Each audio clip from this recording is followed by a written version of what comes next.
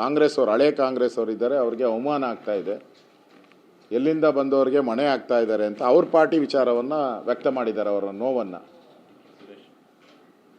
D K Suresh ಅವರು, ಅದು ಸತ್ಯನೂ ಕೂಡ ಹೌದು. ನಾನು ವಿಧಾನಸಭೆಯಲ್ಲಿ ಹೇಳಿದ್ನಲ್ಲ, ಸಿದ್ದರಾಮಯ್ಯನವ್ರಿಗೆ ಯಾವಾಗ ಎಲ್ಲೆಲ್ಲಿ ಚೇರ್ ಖಾಲಿ ಇರ್ತದೋ ಪಟ್ಟಂತ ಫಸ್ಟ್ ಕೂತ್ಕೊಳ್ಳೋದೇ ಸಿದ್ದರಾಮಯ್ಯನವರು, ಅದು ಯಾವುದೇ ಪಾರ್ಟಿ ಇರಲಿ.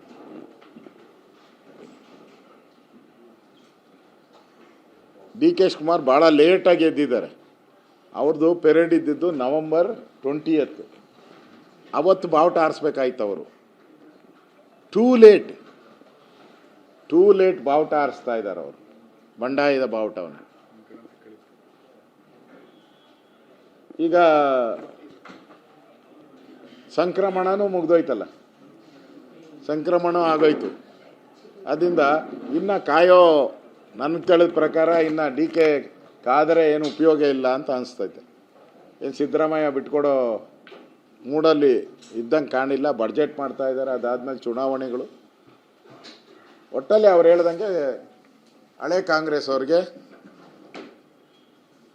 ದಿಕ್ಕಿಲ್ಲದ ಪರಿಸ್ಥಿತಿ ಕಾಂಗ್ರೆಸ್ ಪಾರ್ಟಿಯಲ್ಲಿ ಆಗಿದೆ ಅಂತ ಅವ್ರ ನೋವನ್ನು ವ್ಯಕ್ತ ಮಾಡ್ಕೊಂಡಿದ್ದಾರೆ. ಅಬಕಾರಿ ಇಲಾಖೆ ವಿಚಾರದಲ್ಲಿ ನೀವು ಅಹೋರಾತ್ರಿ ಧರಣಿ ಮಾಡಿದ್ರಿ, ಹೋರಾಟ ಮಾಡಿದ್ರಿ, ಆದ್ರೂ ಸರ್ಕಾರಕ್ಕೆ ಎಫೆಕ್ಟ್ ಆಗಲಿಲ್ಲ ಅಂತ, ಯಾವುದೇ ಕ್ರಮನೂ ಕೈಗೊಂಡಿಲ್ಲ, ವಿರೋಧ ಪಕ್ಷ ವಿಫಲವಾಯ್ತಾ ಅಂತ? ಇಲ್ಲ, ಅವರು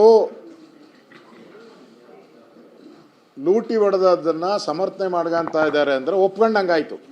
ಈಗೇನಾದರೂ ಕ್ರಮ ತೆಗೆದುಕೊಂಡಿದ್ರೆ ಇದು ಸರ್ಕಾರ ಭ್ರಷ್ಟತೆಯನ್ನು ವಿರೋಧ ಮಾಡುವಂಥ ಸರ್ಕಾರ ಅಂತ ಜನಗಳಿಗೆ ಮೆಸೇಜ್ ಗೊತ್ತಾಯಿತು.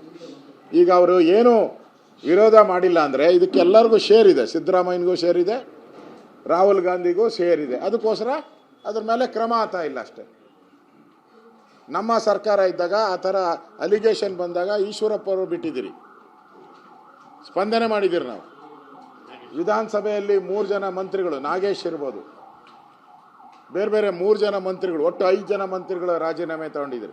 ನಾವು ಸ್ಪಂದನೆ ಮಾಡುವ ಸರ್ಕಾರ, ಇದು ಕಮಿಷನನ್ನು ಹಂಚ್ಕೊಳ್ಳೋ ಅಂಥ ಸರ್ಕಾರ. ಅಷ್ಟೇ ವ್ಯತ್ಯಾಸ. ಜನ ತೀರ್ಮಾನ ಮಾಡ್ತಾರೆ.